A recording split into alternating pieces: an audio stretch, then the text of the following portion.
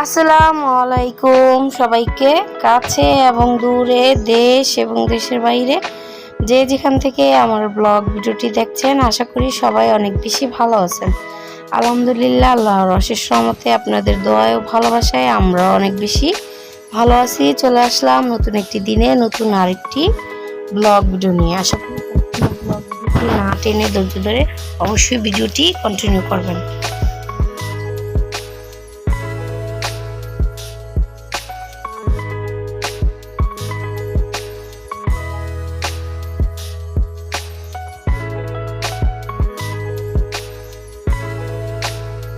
এখানে পিঠাগুলো যে তোমার মা বানিয়েছে, এখন হচ্ছে রোদে দিব।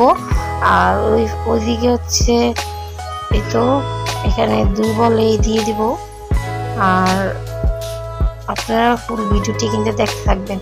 আর এখানে হচ্ছে তিল, এগুলো হচ্ছে তিলগুলা রোদে দিয়েছে।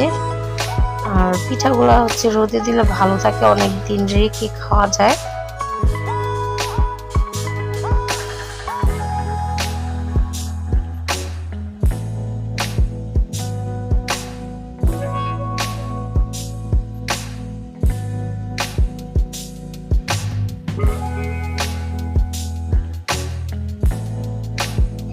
এখানে হচ্ছে চেরি টমেটো হয়েছে। আর চেরি টমেটো গুলো আসলে খেতে অনেক মজার, আর দেখতেও মাশাআল্লাহ অনেক সুন্দর হয়েছে, অনেকগুলো পেকে গিয়েছে।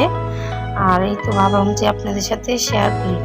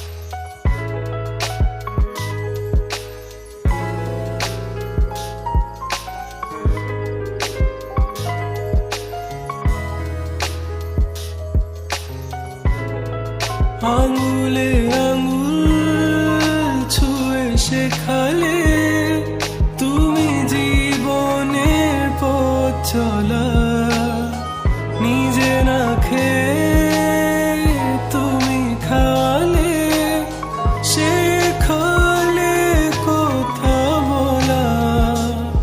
বাবা তুমি আমার যত খুশির কারণ,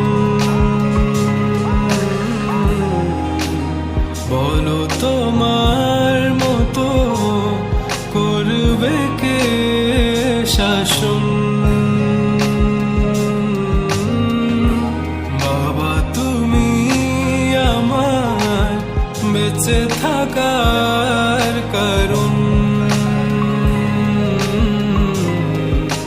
নেই তোমার মতো কেউ এতটা আপন।